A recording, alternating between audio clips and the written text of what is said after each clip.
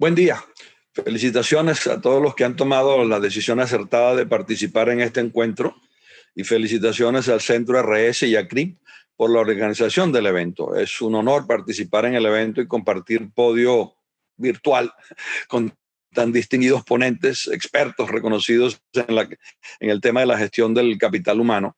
Estoy muy agradecido por haberme invitado.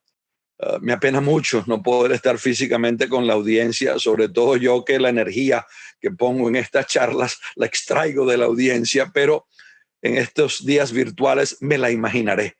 Es la nueva realidad. Siempre decimos que el evento es muy oportuno, pero esta vez es verdad. El temario Humanismo y Productividad en el siglo XXI no podría ser más oportuno y más necesario en estos tiempos en el que el foco se ha puesto en las empresas y en las personas.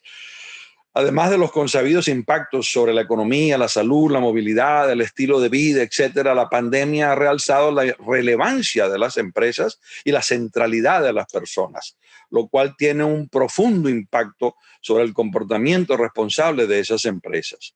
Es claro que cada empresa ha sido afectada de manera diferente, por lo que es muy difícil generalizar. Lo único que generalmente, universalmente cierto es que todo ha cambiado. Todo ha cambiado y hay que adaptarse y sobre todo buscar mayor efectividad de unos recursos que han cambiado y se han hecho más escasos. Y el tema de la conferencia es ese. Las empresas han adquirido todavía una mayor relevancia y las personas, siendo el lamentable recolector de todos los impactos de la pandemia, porque estamos hablando de las personas, todo le ha caído a la pobre persona, han adquirido una centralidad. De ahí el tema o el título de la charla que algunos pueden haber visto, que es la relevancia de las empresas y la centralidad de las personas. Ahora bien, ¿por qué digo que las empresas han adquirido mayor relevancia? La crisis ha colocado a las empresas en primera fila, en gran parte por el impacto inmediato sobre la actividad económica. Lo primero que sufrimos fue una contracción en esa actividad económica y quien lo sufrió de inmediato fue la empresa. Inmediatamente la traspasó a la persona, sobre todo en el empleo, en el trabajo. Y la empresa ha adquirido mucha mayor centralidad porque en gran parte los gobiernos se han demostrado lentos, deficientes, descoordinados, y las empresas no es que las agarró preparadas, porque esto no agarró preparado a nadie, pero las empresas están más acostumbradas a mostrar agilidad, flexibilidad, capacidad de adaptación. Las burocracias están más acostumbradas a la continuidad. En cambio, la empresa está más acostumbrada al cambio, lo cual las ha puesto en todavía más, las ha hecho todavía más relevantes. Y en varias encuestas que se han venido haciendo, inclusive antes de la pandemia, se ha comprobado que los empleados están depositando su fe en las empresas, de que las apoyarán a superar la crisis. Sus expectativas son de que los empleadores serán parte de la acción en los temas sociales, que permitirán su empoderamiento personal y le darán oportunidades de empleo que no los abandonarán. En cierta forma, los empleados, al verse con este golpe que es la pandemia, han necesitado a alguien que los proteja, como un niño que busca a su padre cuando tiene algún problema, a su madre. En este caso, el empleado o nosotros, las personas, vemos a la empresa como una fuente de ayuda, como una tabla salvadora. Entonces, la población en general ve a las empresas como capaces de lograr ambos objetivos: hacer dinero y mejorar la condición social. El primer temor, obviamente, expresado por los empleados es la pérdida de empleo. Si antes teníamos miedo a perder el empleo por cambios tecnológicos, por no estar preparados, por la falta de las destrezas necesarias, ahora se añade la crisis sanitaria. Y también tenemos grandes expectativas de que los dirigentes, los presidentes de las empresas, los altos dirigentes, tomen el liderazgo del cambio en vez de esperar que los gobiernos sean los que se lo impongan. En parte porque tenemos esa fe depositada en esas empresas. La gran mayoría de las empresas cree que la gran mayoría de los empleados cree que las empresas tienen la responsabilidad de proteger a sus empleados. Creen que tienen la responsabilidad o desean que tengan la responsabilidad. Aquí es un poco difícil distinguir una cosa de otra. Yo creo que es mucho más que lo deseamos porque estamos en una situación todavía muy tenue. Las empresas deben tomar el liderazgo y tienen la responsabilidad de contribuir a la solución de la crisis. Lo cierto es que las empresas en este sentido han adquirido más preponderancia, se habla mucho más de ellas, han aumentado considerablemente las expectativas de la sociedad sobre su papel. Si va ahora con el tema de responsabilidad social empresarial, con el tema de sostenibilidad, veníamos aumentando las expectativas sobre el papel de las empresas, esto ha acelerado nuestras expectativas de la sociedad sobre el papel que pueden cumplir las empresas. Por aquello que le decía, la agilidad, creatividad, acceso a recursos humanos, tecnológicos, financieros, etcétera, que los coloca en una posición de que creemos que pueden hacer algo por nosotros. Pero hay que tener muy claro que las empresas no son omnipotentes. Podemos tener muchas expectativas, pero no tienen capacidad de hacer de todo. De hecho, han perdido mucha de esa capacidad de hacer, de poder ayudarse a sí mismos y de ayudarnos a nosotros. Entonces, ¿qué deberían hacer las empresas? Decir lo que deben decir las empresas es relativamente fácil, es expresar una opinión. Decir lo que harán es un pronóstico incierto, como todo pronóstico, pero en estos casos creo que tenemos ciertos fundamentos sobre lo que creemos que van a hacer. Creemos que van a tratar de sobrevivir, como todos, se concentrarán en el corto plazo, tratarán de reducir costos. Las empresas más avesadas buscarán adaptarse a la nueva realidad, buscar nuevos mercados, adaptar sus productos a la demanda. Ahora que nosotros mismos no podemos ir al restaurante aquí, vamos a comprar comida para traer a la casa y hemos visto una gran innovación en la entrega de ese producto. Los restaurantes han hecho cajas especiales, modificadas las recetas para que la comida cuando llegue a tu casa esté bien. Han creado apps para no solamente para hacer el pedido, sino adicionalmente para cuando vas llegando, para que te la traigan afuera y te la metan en la maleta del carro. Todo eso son pequeñas innovaciones que obviamente las ha mostrado la pandemia. Y en contraste, muchas de las empresas sencillamente se dedican a pedirle dinero al gobierno en vez de hacer lo que deben hacer, que es buscar nuevos productos, buscar cómo cambiar, buscar nuevos mercados, etcétera. Entonces, sería deseable que de acuerdo con sus capacidades, contribuyeran de alguna manera a la solución del problema. Claro está que la gran mayoría de ellos, como había dicho, también han sido muy afectadas negativamente y su capacidad de contribuir se ha disminuido. Muchas dependerán de apoyo de los gobiernos. Algunas de las empresas no nos conviene a nosotros ni a los gobiernos que las empresas dejen de existir. Obviamente que aquí siempre se corre el riesgo de que subsidiemos a empresas que debieron haber quebrado porque son ineficientes, pero eso es un tema que ahora no es muy fácil tratar en este momento y mucho nos conviene ayudar a que las empresas continúen en vigencia, sobre todo por el mantenimiento del empleo. Todo esto coloca entonces a la persona como el centro de la acción, tanto porque las cosas las hacen las personas, como porque siendo una crisis sanitaria y económica son los más afectados, sin decir aún también el tema emocional que han sido afectados. Las personas han sufrido un impacto económico importante. La principal expectativa sobre las empresas es de que continúen operando para mantener la producción de bienes y servicios necesarios para la sociedad y sobre todo para ser fuente de empleo que le permita a las personas mantener su reducido tren de vida. Y esta es probablemente la principal expectativa que se tiene de las empresas, que en la medida de lo posible no disminuyan el empleo. Lamentablemente, la principal y más simple manera de reducir los costos es reducir la nómina, porque de inmediato se ve en los estados financieros que ese gasto no está. Pero de eso es lo que quiero hablar mucho y va a ser el tema central de mi conferencia, es el tema entre la diferencia entre el recurso humano y el capital humano. Algunos gobiernos han dado contribuciones a las empresas para paliar el impacto económico y aumentar los beneficios de los desempleos.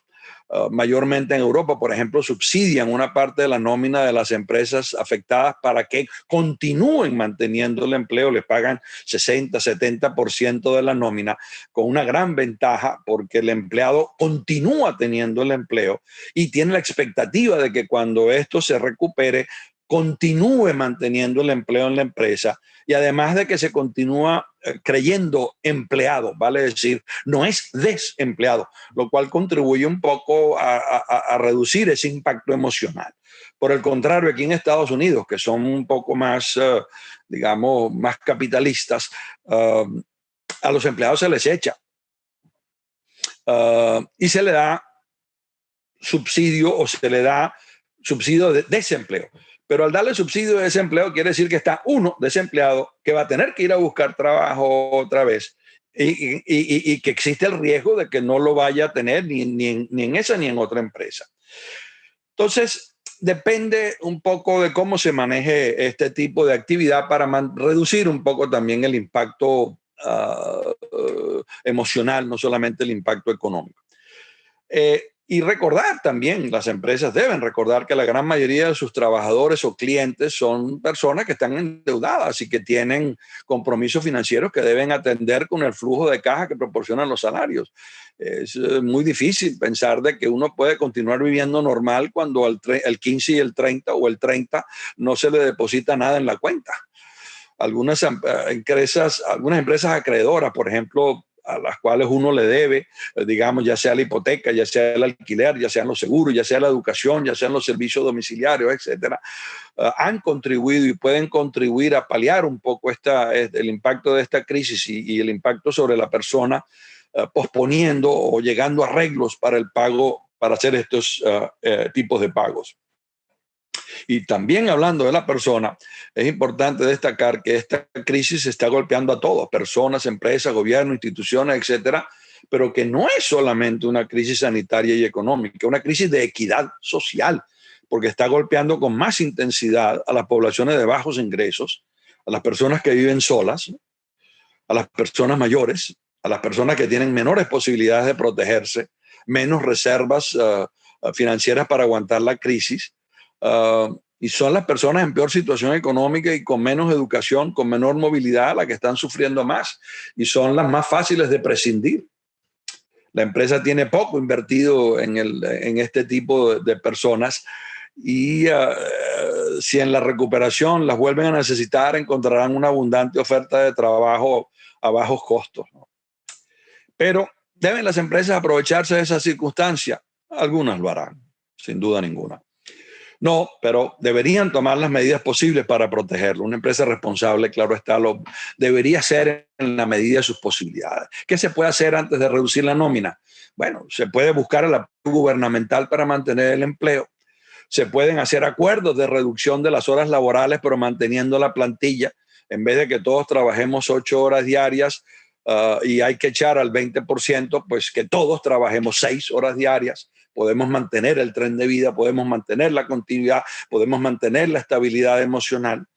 Se puede reducir los sueldos de los que más ganan, por lo menos temporalmente. Se deben mantener los beneficios sociales, sobre todo las cosas como el seguro de salud. Antes de reducir la nómina se puede recurrir a jubilaciones anticipadas, utilización de las vacaciones acumuladas. Lo cierto es que la reducción de la nómina no debería ser, sí, es la de más fácil impacto, pero no debería ser la primera que se usa. La prioridad de las empresas debe ser la protección de sus activos para la recuperación. Tenemos que estar conscientes de que, bueno, conscientes, Dios nos ayude, esto no es para siempre. Eventualmente tendremos una recuperación y la principal responsabilidad de las empresas, la prioridad es mantener sus activos. Pero debe reconocer que uno de sus principales activos, para la gran mayoría, es su capital humano. Lamentablemente, la contabilidad de los capitales conspira contra la consideración del capital humano porque no está en el balance general de las empresas. Pero para muchas constituye el capital principal, el conocimiento, la experiencia, la capacidad de innovación, el saber hacer de sus empleados. Pero en el balance general están los edificios, están las máquinas, tenemos cuenta de todo eso y si lo perdemos, pues el balance general disminuye. Pero el capital humano nunca lo hemos considerado como parte del capital de la empresa, siendo uno de los principales capitales. De allí que cuando se reduce, no nos damos cuenta financieramente. Pero claro, el ejecutivo que tiene visión sabe que está echando o está perdiendo una gran parte del capital como si botara su máquina, como si destruyera un edificio, pero no lo solemos pensar de esa manera.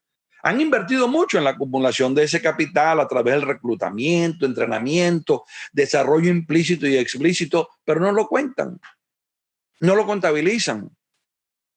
Solo cuentan la reducción de costos cuando reducen el personal, pero no se dan cuenta que han perdido el capital.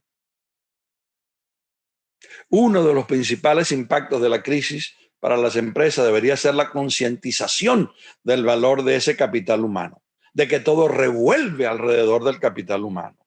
Tenemos que pasar de considerarlo un recurso disponible a demanda a ser un capital que no se puede malgastar, que hay que proteger y que algún día, ojalá algún día se concienticen de que hay que invertir en ese capital humano y aumentarlo. Deben pasar del recurso humano al capital humano. Y aquí les voy a poner un ejemplo. Las personas no son recursos como lo son para las guerras, los tanques, los cañones, las municiones y las personas, que eran números al mismo nivel, que eran recursos que necesitaban en ciertas cantidades y proporciones. Leyendo algunos libros sobre el tema de la Segunda Guerra Mundial, era obvio que los soldados eran sencillamente iguales a armas, cañones y fusiles. Había que tener 1000 de estos, 500 de estos, 200 de estos. Y cuando hay que subir un poco más los soldados, que son personas que se van a... No estaba en consideración. La empresa no puede gestionarse de esa manera. La empresa no puede ver a la persona como si fuera un recurso que se puede comprar, que se puede alquilar a medida de que lo necesita. Aunque la pandemia ha demostrado que muchas empresas lamentablemente lo hacen así. Al comienzo de la pandemia, por ejemplo, Marriott despidió a decenas de miles de empleados de bajo nivel, sobre todo a las mucamas, sabiendo que las podría volver a contratar cuando las necesitase. ¿A dónde iban a ir a trabajar en estas condiciones cuando toda la industria de la hospitalidad estaba reduciendo su actividad? Sabría que las podía contratar más tarde y a menor precio, porque habría una gran abundancia de ellas. Ellos les privó de salario y para muchos de salud, seguro de salud y otros beneficios. Pero lo más cínico es que Marriott, cuando los despidió, les deseaba buena salud y un sentido de optimismo. Obviamente su inversión en ese capital era baja. Esa visión obviamente es financieramente astuta, pero socialmente irresponsable. Tenemos un gran cambio también en el entorno laboral, no solamente en el tema empleo. Uno de los primeros impactos ha sido la presencia física en el lugar de trabajo. La gran mayoría de nosotros estamos sumeando, tuiteando, usando todas las redes sociales, etcétera, como parte de nuestros recursos para el trabajo. Uno de los primeros impactos ha sido el cambio de la presencia física en el lugar de trabajo. Pero eso ha tenido un impacto importante sobre la desigualdad social, porque quien puede continuar el trabajo de sus hogares, es muy posible que sean trabajadores con cierto grado de sofisticación, trabajos basados en el conocimiento, lo cual no es posible para trabajadores que tienen menores sueldos, los de la primera línea, las cajeras del supermercado, los camioneros que nos transportan los bienes con los cuales podemos seguir sobreviviendo, etcétera. No está disponible para los más vulnerables. Esto ha tenido grandes ventajas, por supuesto, nos ha permitido la continuidad de la actividad económica. La actividad económica no ha caído en gran parte porque hemos podido continuar haciendo esta cantidad de cosas. Este seminario es un excelente ejemplo. Se está haciendo con centenares de ponentes y probablemente centenares de participantes, porque afortunadamente, o para mal y para bien, esta pandemia nos agarró en una época de avance tecnológico muy pronunciado. Pero tiene desventajas. Aparte de afectar a las personas más vulnerables, tiene consecuencias negativas para las empresas y sus empleados. Con el teletrabajo es mucho más difícil mantener la camaradería, la colaboración entre trabajadores, el aprendizaje con la discusión de puntos de vista, el aislamiento mental y emocional, el sentido de pertenencia a un grupo con objetivos comunes. Y lo que hemos aprendido después de haberlo hecho durante 6, 8 meses es que ahora se trabajan más horas que antes. Parece que cuando íbamos al trabajo, pues o no contabilizábamos bien aquello de que teníamos interacciones que parecían chismes, pero que tenían un efecto secundario de hacernos parte de un equipo, de hacernos parte de la empresa, etcétera, etcétera. Entonces, ahora se está corriendo el riesgo de desarrollar máquinas humanas que no se sienten identificados con la empresa, que se venden al mejor postor, como los mercenarios. Pueden llegar a trabajar para diferentes empresas sin pertenecer a ninguna. Se corre el riesgo del regreso a la persona como recurso, que se alquila en el mercado y no como capital que se posee. Lejos, como dicen en inglés, out of sight, out of mind. Si no te veo, no me acuerdo. Esto es un riesgo importante que estamos empezando a notar ahora después que hemos expandido este tema del teletrabajo. Y obviamente será mucho más difícil lograr el desarrollo personal y en especial el profesional al estar relativamente más aislado de la acción. El teletrabajo considera teletrabajo, no considera teledesarrollo personal. Tiene ha tenido, como digo, grandes ventajas, pero también tiene estos inconvenientes. Este involucramiento, sentido de pertenencia, de unidad, de colaboración del equipo es necesario para mantener la cultura de la responsabilidad social de la empresa. Y en estas circunstancias la empresa debería tomar acciones que contrarresten estos impactos negativos. Debe reevaluar el relacionamiento con el trabajador, con su superior, sus compañeros, cómo van a cambiar sus funciones, sus tareas, cómo se va a evaluar su desempeño. Ahora se van a tener que basar en confianza mutua, en la flexibilidad, en la negociación, en los protocolos de comunicación, etcétera. Yo recuerdo cuando yo era jefe y me pedían trabajar desde la casa, espero que no hablen mal de mí, yo decía no, porque si trabajas en tu casa no haces nada. Nos hemos dado cuenta que no es así. No es así, pero todavía muchos tenemos, y sobre todo en América Latina, tenemos esa idea de que lo tenemos que ver al trabajador, porque si no lo vemos, debe estar haciendo tonterías, cuando está haciendo todo lo contrario, se está trabajando más horas, ¿no? Entonces, la incorporación de estos recursos tecnológicos permite mayor flexibilidad en el empleo, pero no deben propiciar la pérdida de confianza en el entorno laboral ni un alejamiento de las relaciones que se dan en las organizaciones. Ese sentido de pertenencia es sumamente importante. La salud mental y el desarrollo de las personas están en juego. De hecho, esta crisis debería aprovecharse para poner a las personas como centro de la gestión y con los valores que van asociados con ello, como empatía, colaboración, solidaridad y honestidad en el trato con otros internos y externos. Tiene gran cantidad de riesgos, tiene muchos riesgos, pero tenemos que estar muy conscientes de ello para evitar que nos vengan estos efectos secundarios negativos, donde pasamos a considerar a la persona como un recurso, como una actividad que se puede contratar y se puede despedir, y hoy la uso, mañana no la uso.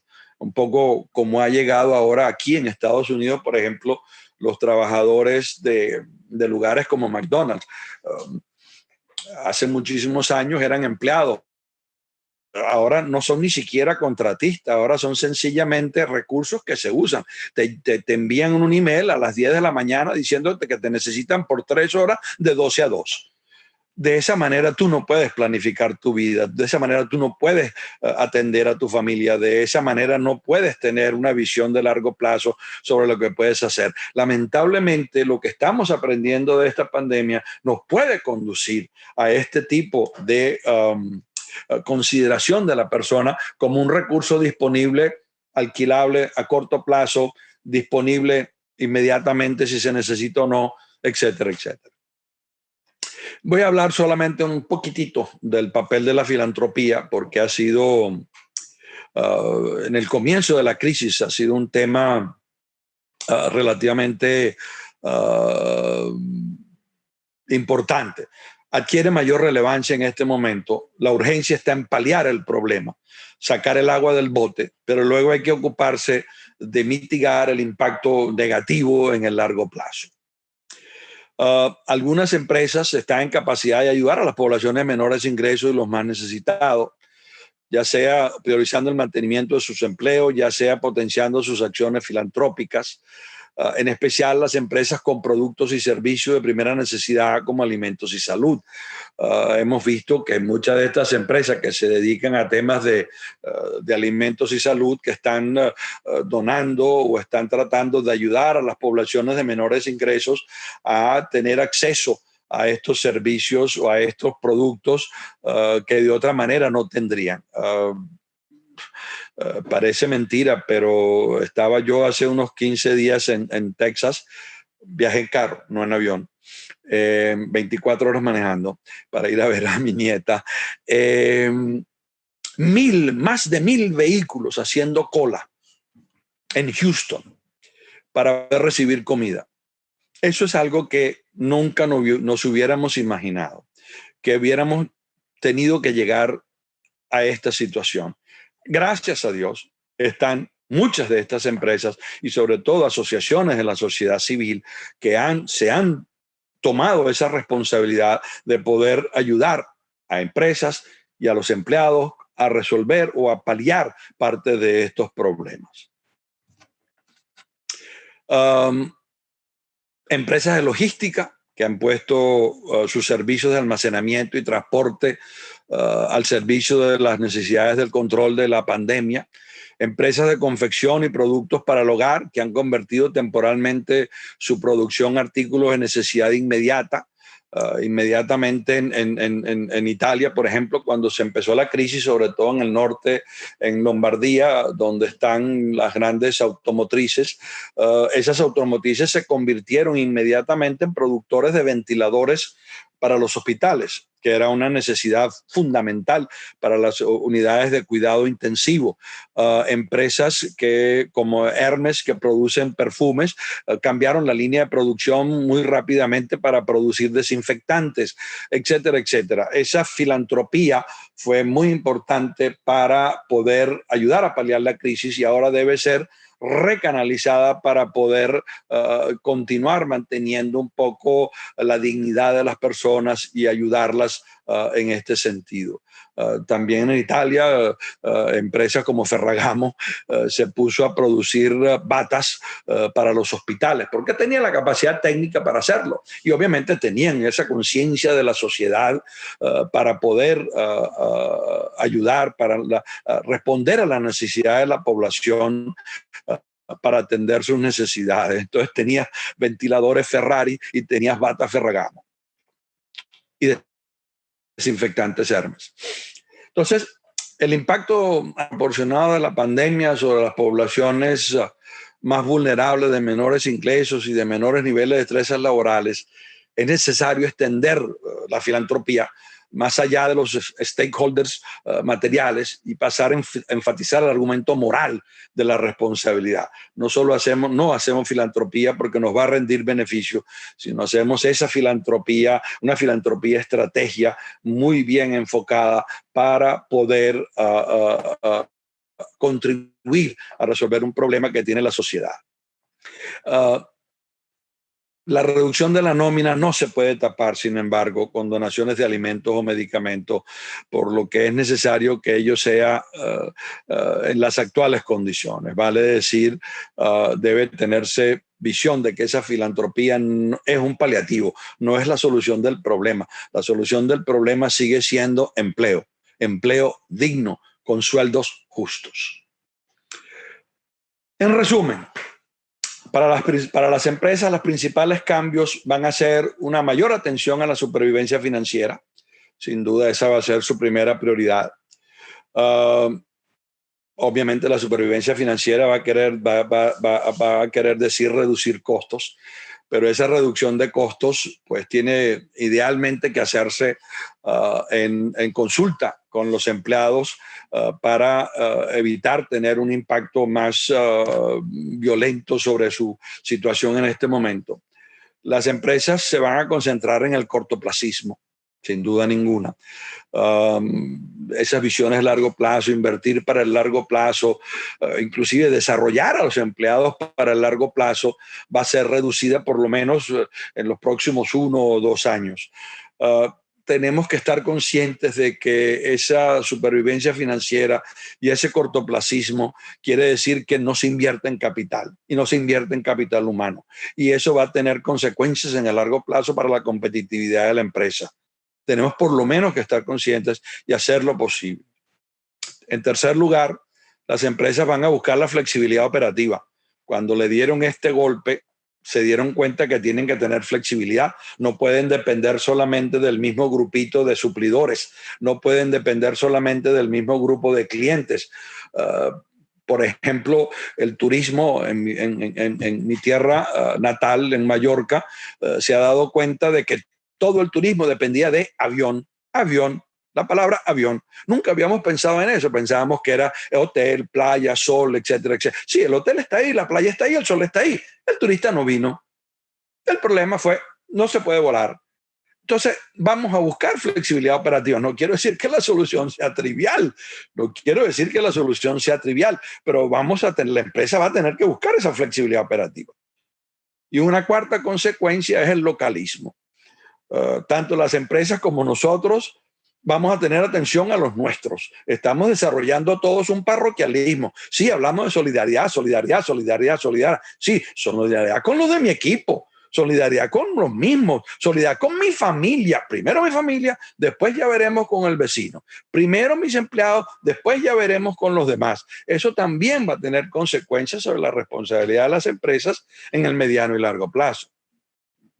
La resiliencia va a tener una gran prioridad sobre la responsabilidad en la empresa. La empresa va a dejar de hacer cosas con tal de blindarse, con tal de poder decir que ahora sí puede sobrevivir al futuro. Se va a querer hacer fuerte, se va a querer hacer resiliente, operativa y estratégicamente. Pero ello debe hacerse, y este es el mensaje de toda mi charla, espero que se esté captando que ese es mi mensaje, debe hacerse manteniendo a la persona en el centro de acción. Para la mayoría de las empresas, el capital humano es el principal capital. ¿Quién hace lo que hace la empresa? Bueno, uno dirá el computador, la máquina. Sí, pero el computador y la máquina la manejan personas. Obviamente que un día de esto, ahora ya salió el computador que se autoprograma a sí mismo y no nos van a necesitar, pero mientras tanto que los robots nos quiten toda la vida, quien hace algo, quien maneja la empresa es la persona, ya sean dirigentes, ya sea el personal capacitado, ya sea personal no capacitado, la persona. Sin persona, la empresa no existe. Y tiene que reconocer que esa persona es capital, no es un recurso que se puede alquilar a corto plazo y salir como uno alquila un carro por una semana. Hay que pasar del recurso humano que se compra y se vende al capital humano, que es una inversión y hay que gestionarlo como tal. Y también nosotros como personas, como funcionarios, tenemos nuestra responsabilidad. Debemos buscar adaptarnos a la nueva realidad de la empresa, a colaborar en todos sus esfuerzos, a esa resiliencia, mejorar su productividad. También deberemos nosotros buscar nuestra propia resiliencia. Pero la época de hacer trabajo y desentenderse ha pasado.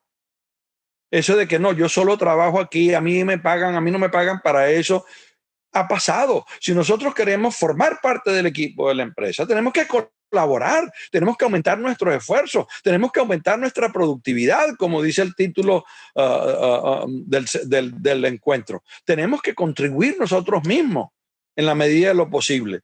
No puede ser que vayamos a la empresa, estoy exagerando, a leer el periódico. Por Dios, tenemos que hacer parte de ese equipo, tenemos que arremangarnos las mangas para poder contribuir a que también la empresa vaya adelante. Si no queremos que reduzcan la nómina, aumentemos la productividad. Si no eres parte del capital, eres dispensable. Y la empresa debe reconocer las necesidades de sus empleados en la medida de sus posibilidades, prepararlos para un futuro cambiante. Esto también es una actividad relativamente que la pandemia nos ha puesto en el tapete. Si la empresa debe adaptarse, nosotros también debemos adaptarnos. Por nuestra cuenta tenemos que reinventarnos nosotros mismos. No podemos seguir con los conocimientos que adquirimos aquellos graduados universitarios en la universidad hace 20 años, donde el último curso que tomamos fue en el 5º año de la carrera y no nos hemos actualizado más. Felicidades a los que están atendiendo este encuentro, por cierto, porque me imagino que eso quiere decir que se están tratando de actualizar, están tratando de adquirir nuevas destrezas. Hay que adaptarse, resistir, reinventarse, reconstruir, aprender a aprender, aprender a aprender. Ante esta situación de incertidumbre y de este shock, hay que aprender a aprender. Ojalá las escuelas y nuestras universidades dejaran de enseñarnos a recordar cuando todo lo podemos encontrar en Google, pero hay que saberlo encontrar en Google. Hay que saber aprender, hay que poder actualizarse, hay que adaptar, reinventarse, que terminan, por cierto, con RSE, responsabilidad social de la empresa. Las empresas buscarán adaptarse reduciendo costos, reinventarse, etcétera, etcétera. Sí, reducir costos, cambiar procesos, productos, pero con responsabilidad, tomando en cuenta el impacto no solo sobre las finanzas de la empresa, sino además sobre la sociedad, las personas y especialmente sus empleados. Habrá que hacer los compromisos necesarios, no se puede hacer de todo. En la premura por sobrevivir y resistir, no se puede olvidar el largo plazo. Ojalá recuerden algo cada vez que uno hace esta conferencia y después cuando sale de la conferencia le preguntan, ¿y qué dijo? No sé, pero habló bien, habló bien, habló bien, pero ¿qué dijo? No, no sé, habló bien. Ok, ¿qué dije? Si no eres parte del capital humano de la empresa, eres dispensable. Muy agradecido por la invitación, ha sido un honor ser parte de este esfuerzo por poner a las personas en el centro de nuestra actividad. Muy agradecido y éxitos en el resto del encuentro. Gracias.